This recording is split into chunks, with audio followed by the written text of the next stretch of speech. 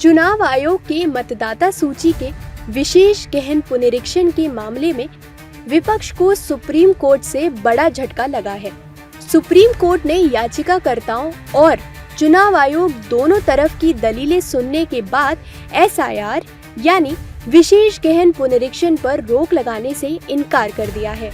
दरअसल एसआईआर के विरोध में विपक्षी दलों ने कोर्ट का दरवाजा खटखटाया था, लेकिन गुरुवार को सुप्रीम कोर्ट ने लंबी सुनवाई के बाद इस पर रोक लगाने से इनकार कर दिया है। और पिटिशनर्स का यह कहना था कि जो इलेक्टोरल रोल रिवीजन की कार्रवाई इलेक्शन कमीशन ऑफ इंडिया के द्वारा बिहार के अंतर्गत किया जा रहा है, वो बिहार में आने वाले यानी कि नवंबर 2025 में जो चुनाव होना है उसके मद्देनजर किया जा रहा है। ऐसा उनका एलिगेशन था इलेक्शन कमीशन ऑफ इंडिया के ऊपर।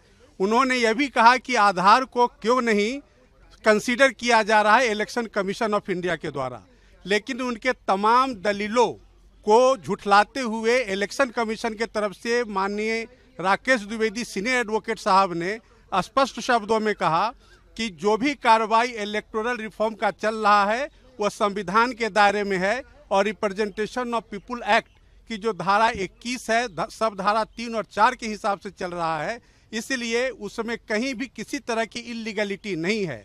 तो प्रमा फेसाई माननीय सर्वोच्च न्यायालय ने जो इलेक्शन कमीशन ऑफ इंडिया की दलील को कंसीडर करते हुए विपक्ष को किसी भी तरह का इंटरिम स्टे ऑर्डर देने के लिए इच्छुक नहीं थी। सुप्रीम कोर्ट के इस फैसले से बीजेपी और एनडीए दल के नेता विपक्षी नेताओं पर हमलावर हैं और सवाल उठाने वालों को संविधान विरोधी बता रहे हैं। देखिए, माननीय न्यायालय का जो भी फैसला होगा, संवैधानिक संस्था का जो भी निर्णय होता, हम तो स्वागत करते हैं, हम उसके साथ खड़े हैं।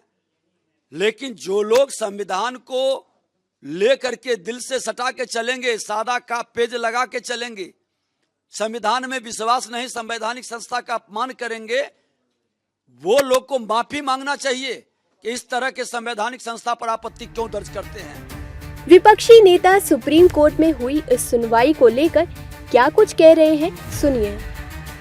ये विपक्ष की मांग नहीं थी, आप स्वयं उस राज्य से, हर घर में हाहाकार मचा हुआ।